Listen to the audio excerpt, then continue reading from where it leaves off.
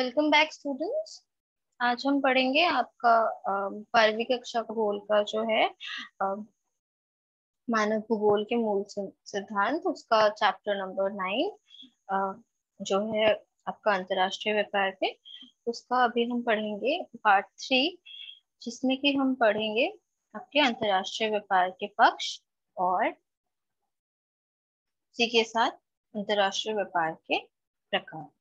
ठीक है, तो फटाफट से रिव्यू कर लेते हैं हमने क्या क्या पढ़ा है। पार्ट 1 में हमने पढ़ा था अंतरराष्ट्रीय व्यापार का परिभाषा और उसका इतिहास। पार्ट 2 में हमने पढ़ा था अंतरराष्ट्रीय व्यापार का अस्तित्व एवं अंतरराष्ट्रीय व्यापार का आधार।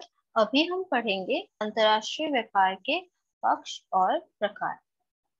तो सबसे पहले हम देखते हैं कि अंतरराष्ट्रीय व्यापार के महत्वपूर्ण जो पक्ष होते हैं वो क्या क्या होते हैं। ठीक है, उनको 3 भागों में विभाजित किया जाता है। 3 चीजें होती है जो कि है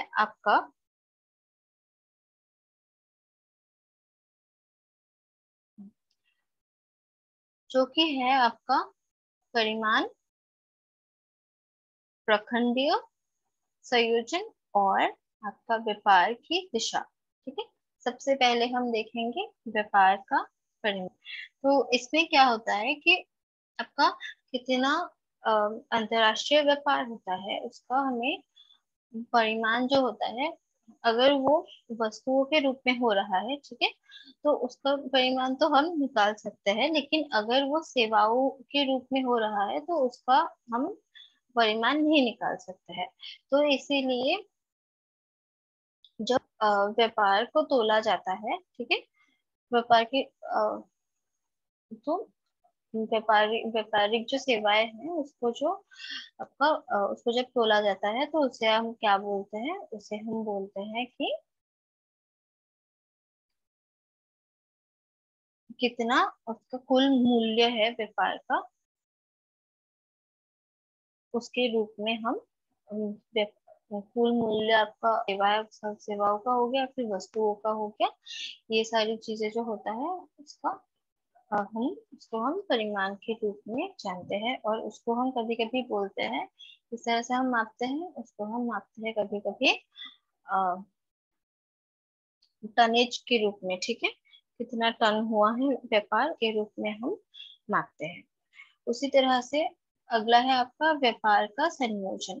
ठीक है, व्यापार का संयोजन जब आप बोलोगे तो क्या होता है कि जो व्यापार होता है उसमें कौन सी चीजें, कौन सी वस्तु या फिर कौन सी सेवाएं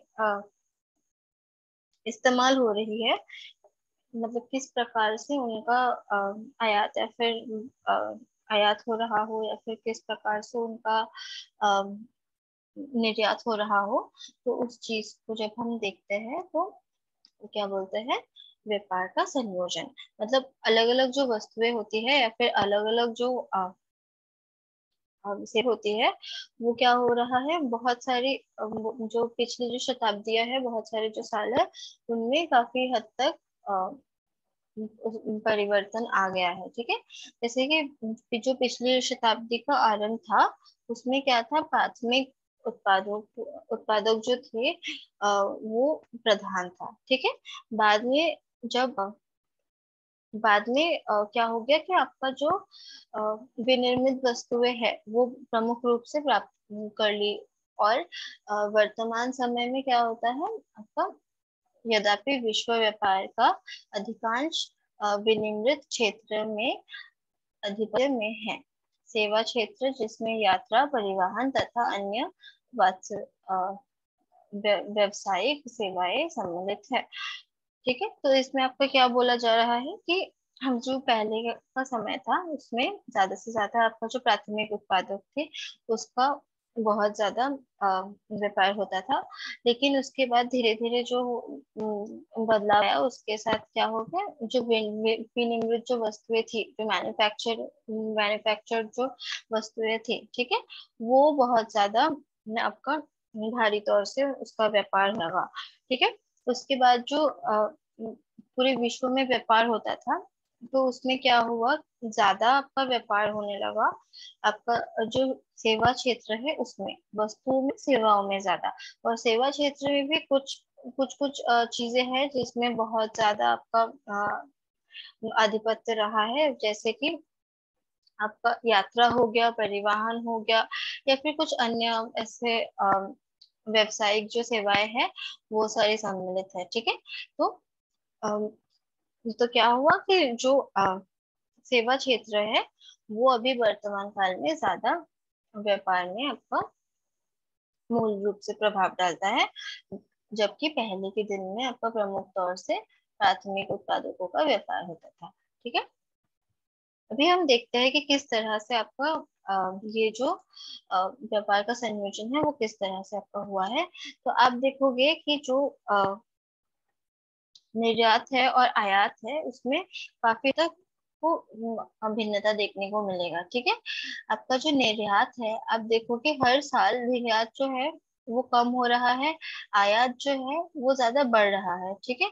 ये है आपके यूएसए यूएसए के ऊपर, मतलब ये यूएसए के डॉलर्स जो है उस पे ये जो नंबर्स है, ठीक है, उसके उस करेंसी में है। और ये पूरा आपको दिया गया है विश्व का जो कुल आपका व्यापारिक माल का जो निर्यात है वो, और जो कुल आयात है वो। ठीक है। तो जो निर्यात होता है, आपको पता ही होगा वो क्या है। निर्यात और आयात के बीच में डिफरेंस मैं फिर बता देती हूँ आपकी क्लैरिटी के लिए। निर्यात जो है उसको एक्सपोर्ट भी बोलते हैं, मतलब जब कोई देश कोई चीज को बेच रहा है किसी और देश को, वो निर्यात बोलेंगे। और आयात जो है वो है खरीदारी। ठीक है। किसी देश से आप खरीद के अपने देश में ला रहे हो कोई वस्तु, तो उसे आयात बोलेंगे। तो निर्यात आप देख सकते हो पूरे विश्व में ज्यादा आपका निर्यात होता है, और आयात कम आपका निर्यात होता है और ज्यादा आयात होता है। हर साल का अगर आप देखोगे, चाहे वो 1955 का हो, 1965 का, हर साल का अगर आप 2015 तक का भी आप ट्रेंड देखोगे तो हमेशा थोड़ा बहुत आयात बढ़ा हुआ है निर्यात से। फिर अगर आप देखोगे कि किस तरह से अलग अलग चीजों में आपका जो व्यापार का संरचना है, संयोजन है, वो किस प्रकार आपका अलग अलग है। तो अगर आप विश्व का जो व्यापारिक माल का निर्यात है उसमें अगर आप देखोगे अलग अलग चीजों में, तो आप देखोगे कि जो ये जो ग्राफ है ये आपका दिखाता है कि ईंधन और खदान का जो उत्पादन है वो 2005 से लेके 2015 तक हमेशा से ही आपका सेम ही रहा है। ठीक है। वो बढ़ा कमा नहीं है ज्यादा, वो समथर में ही रहा है हमेशा ही। लेकिन जो आपका देख सकते हो कि जो आपका दूसरी चीजें हैं, जैसे कि कृषि उत्पाद हो गया, जो कि आपका इस लाइन से दिख रहा है। ठीक है। ये जो लाइन है ये, इसमें कृषि उत्पाद दिख रहा है। उसके बाद आपका जो कुल आपका व्यापारिक है, जो आपका ये ऊपर वाला जो लाइन है उससे दिख रहा है। और आपका जो विनिर्मित माल है वो आपका इससे दिख रहा है। तो ये सब में आप देखोगे तो ये सब में आपका बहुत ज्यादा बदलाव आया है 2005 से लेके, अगर आप 2015 में देखोगे तो जो विश्व का जो व्यापारिक माल का जो रात है, उसमें होगा कि जो पैटर्न है उसमें 2005 से बढ़ोतरी आया है 2008 तक। उसके बाद 2009 में थोड़ा सा कम हुआ है ना। 2009 में थोड़ा सा कम होने के बाद फिर आपका बढ़ते हुए ही दिख रहा है जो निर्यात है वो। तो इसका मतलब है जो व्यापार है वो काफी हद तक आपका ये सारी चीजें जो है, व्यापारिक माल हो गया, फिर आपका कृषि उत्पाद हो गया, विनिर्मित माल हो गया, ये सारी चीजों में आपको काफी बदलाव आपको दिखाई देगा। और उसमें भी सबसे ज्यादा व्यापार किसमें हो रहा है, आपका कुल व्यापारिक माल में। ठीक है। और आपका दूसरी जो चीजें है जैसे कि कृषि उत्पाद है उसमें बहुत कम आपको दिखेगा, क्योंकि ये क्या होता है कि कृषि उत्पाद जो होता है वो, हाँ, हर एक देश में ही काफी ज्यादा मांग होता है कृषि उत्पाद का। वो आपकी जनसंख्या में भी वो बहुत ज्यादा आपका डिपेंड करता है। लेकिन ज्यादा से ज्यादा कृषि उत्पाद जो है वो उसी देश में ही ज्यादा आपका जरूरत का होता है, तो वहां पे आपका यूज हो जाता है। ठीक है। उसी तरह से विनिर्मित माल का आप देखोगे तो काफी आपको बढ़ता हुआ ट्रेंड एक देखने को मिल रहा है। ठीक है, हमने यहाँ पे भी पढ़ा था कि जो व्यापार का संयोजन है उसमें क्या हो रहा है, अभी आधुनिक काल में विनिर्मित माल जो है उसमें बढ़ोतरी आ रहा है उसके व्यापार में। तो आप देख सकते हो कि उसमें बढ़ोतरी आ गया है, और वो जो आपका 2005 में आपका 7,000 के आसपास था, ठीक है, वो आपका कहाँ पहुंच गया है, आपका 2015 में अ, आपके 8,000, आपके जो ये है 10,000 से ऊपर तक, ऑलमोस्ट आपके 12,000 के आसपास पहुंच चुका है। ठीक है, और सबसे ज्यादा आपको दिखेगा कुल व्यापारिक जो माल है उसका, अगर आप ग्राफ देखोगे तो वो सबसे ज्यादा है। देखो, वो उसमें मैक्सिमम आपका बढ़ोतरी हुआ है, लेकिन 2014 और 15 के बीच में कम भी हो गया है उसका स्तर। तो अभी हम देखते हैं कि जो ये डिफरेंस होता है, ठीक है, इसकी वजह से आपका एक और चीज होता है, आपका व्यापारिक जो संतुलन होता है वो जो ये निर्यात और आयात के बीच में जो आपका डिफरेंस होगा वो आपका व्यापारिक संतुलन बनाए रखेगा। ठीक है, उसके बारे में हम बाद में पढ़ेंगे, पहले हम तीसरा जो पक्ष है उसके बारे में पढ़ते हैं। तो तीसरा पक्ष में क्या है, व्यापार का जो दिशा है वो किस तरह से आपको बदला है। ठीक है, तो व्यापार की दिशा में हम अभी पढ़ेंगे कि ऐतिहासिक रूप से किस तरह से जो व्यापार हो रहा है अंतरराष्ट्रीय स्तर पे वो कैसे बदला है। तो यहाँ पे है कि जो यूरोपियन जो देश थे, ठीक है, यूरोपीय जो देश थे उनमें क्या होता था कि जो निर्यात था वो वो ज्यादा था। जो निर्यात था वो बहुत ज्यादा होता था विकासशील जो देश थे उनमें से, यूरोपियन देशों में। ठीक है, तो फिर उसमें ज्यादा से ज्यादा क्या होगा, जो आपके कच्चे माल होते थे वो विकासशील देशों से ज्यादा यूरोप की तरफ उसका निर्यात होता था।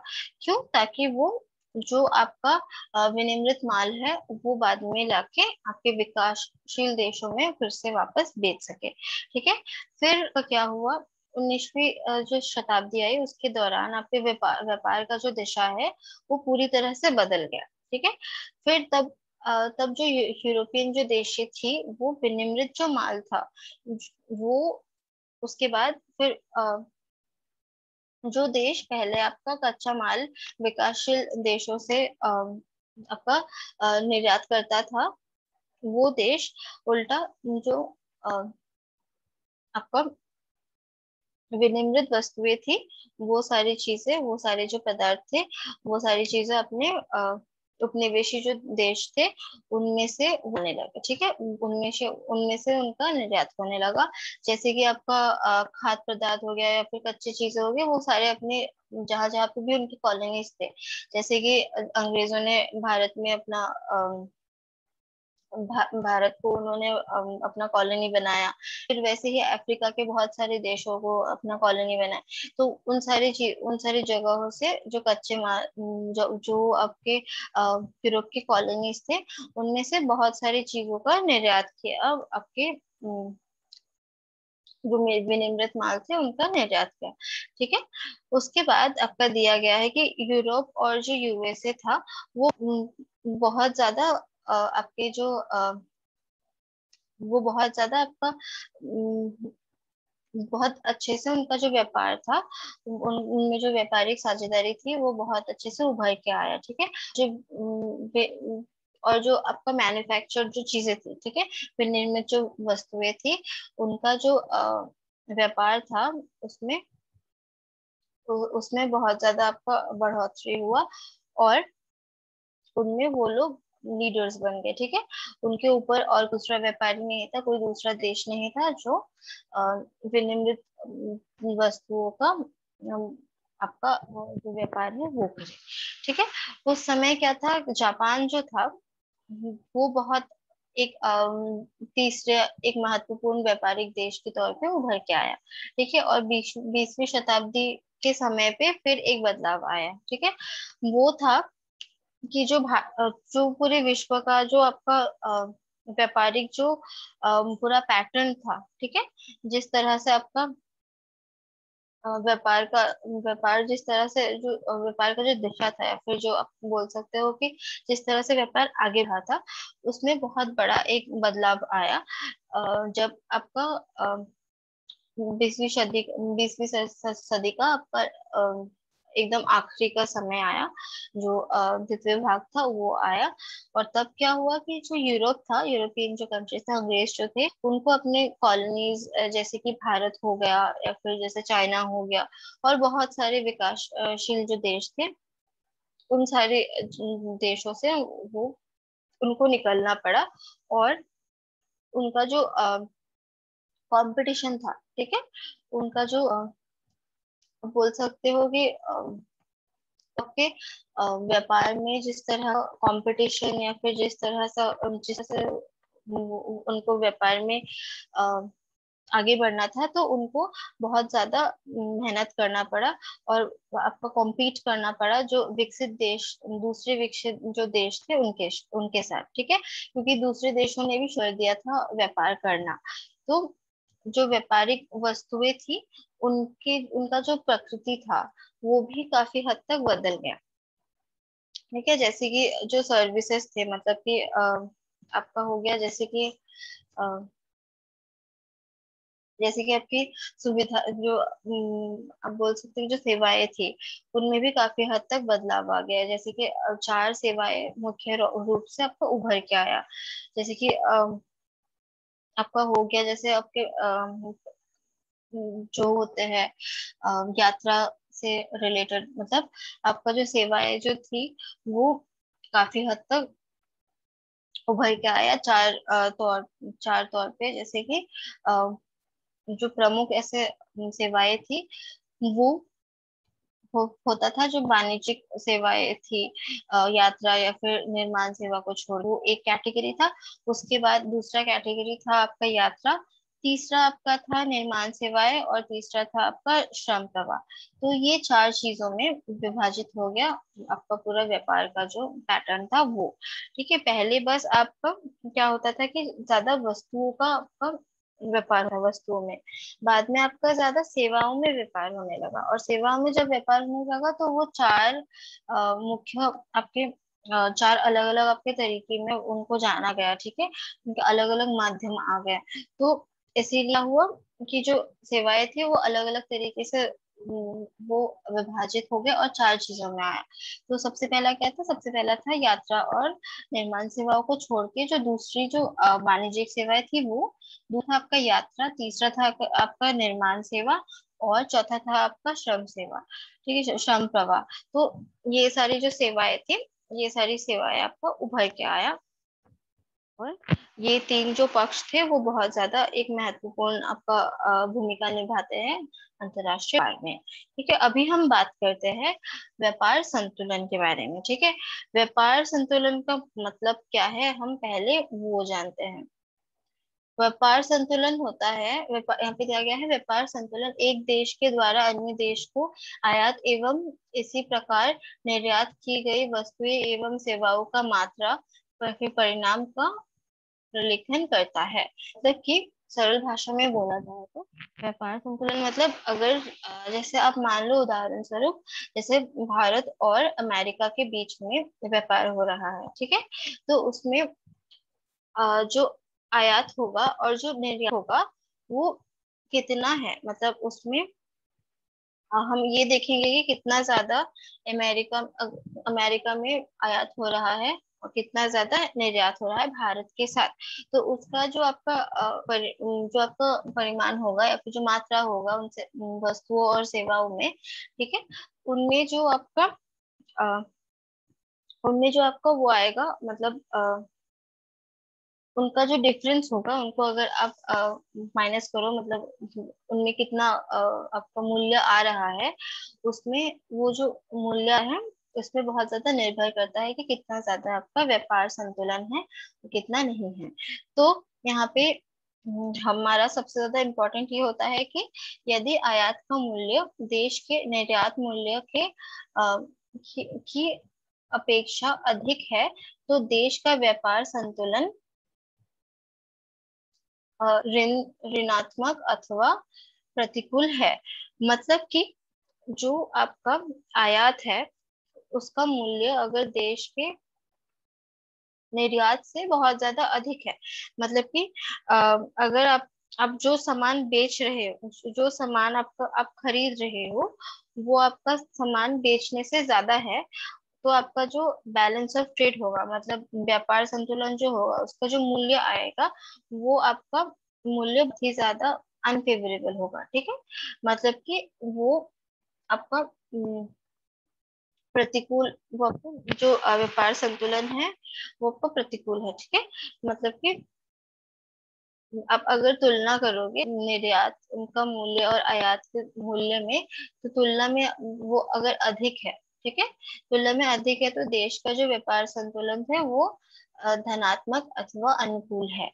तो अगर वो नेगेटिव नंबर में आ, तो मैं आपको समझा दूं ऐसे कि सपोज आप आप इंपोर्ट कर रहे हो, मतलब वो आप अगर सामान बेच रहे हो 10 रुपए का, और आप सामान खरीद रहे हो 20 रुपए का, तो आपका क्या हुआ, आपका वैल्यू आएगा कि जो आप सामान आप बेचे हो और सामान खरीदे हो, तो उसमें क्या होगा कि 10 का अंतर होगा। ठीक है,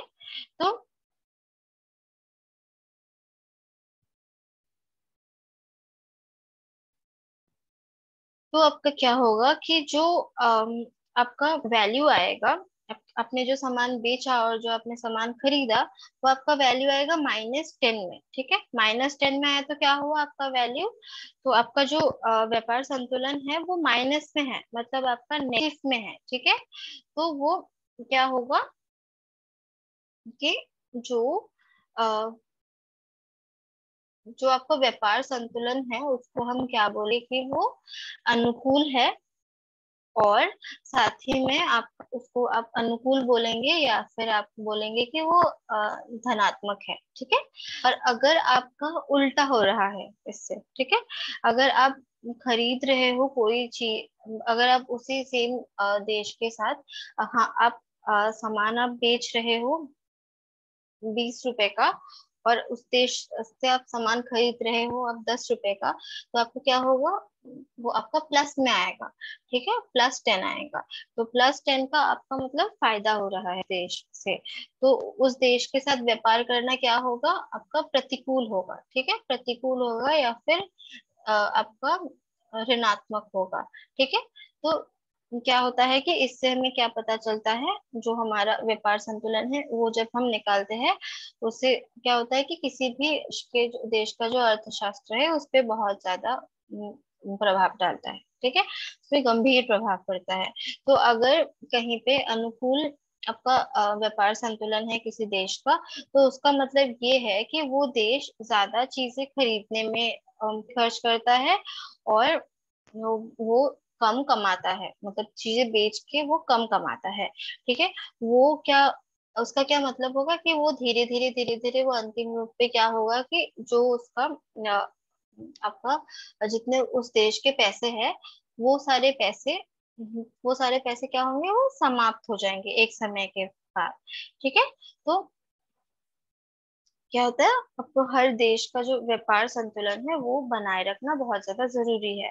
जैसे कि अगर भारत का ऐसे हो रहा है, मान लो कि बहुत ज्यादा वो व्यापार कर रहा है और बहुत ज्यादा इंपोर्ट कर रहा है, ठीक है, चीजें वो ज्यादा खरीद रहा है, तो और चीजें कम वो बेच रहा है दूसरे देशों के, तो हो जाएगा कि भारत का भारत का कुछ जो चीजें वो बेच रहा है उससे पैसे आएंगे, तो और जो चीजें वो खरीद रहा है उसके लिए उसको पैसे देने पड़ेंगे भारत को। ठीक है, अपने पैसे देने पड़ेंगे, तो उससे क्या होगा कि वो जो पैसे आप दे रहे हो और जो कमा रहे हो उसमें एक असंतुलन बनेगा। ठीक है, अगर आप कम पैसे कमा रहे हो और ज्यादा खर्चा कर रहे हो, तो क्या होगा, भारत का धीरे धीरे उसके खुद के पैसे समाप्त हो जाएंगे। तो इसीलिए व्यापार संतुलन बनाना बहुत जरूरी है, और अगर आपका फायदा नहीं हो रहा है व्यापार से, तो क्या है कि आपको स्थानिक रूप से उसी देश के अंदर आंतरिक रूप से आपको व्यापार करना है, और वहीं पे चीजों का उत्पादन बढ़ाना है, ताकि आपका व्यापार खुद के देश का व्यापार संतुलन बन सके और आपका अर्थव्यवस्था सही रहे। ठीक है, अभी हमारे जो पक्ष थे, महत्वपूर्ण जो पक्ष थे हमारे अंतरराष्ट्रीय व्यापार की वो हो गया है। उसमें हमने पढ़ा कि आपका